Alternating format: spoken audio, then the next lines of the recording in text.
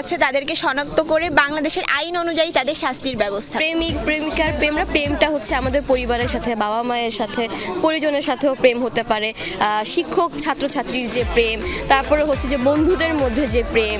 প্রেমকে না বলুন, প্রেম থেকে দূরে থাকুন, এই প্রতিবাদে ভালোবাসা দিবসে বিক্ষোভ মিছিল হয়েছে রাজবাড়ীতে।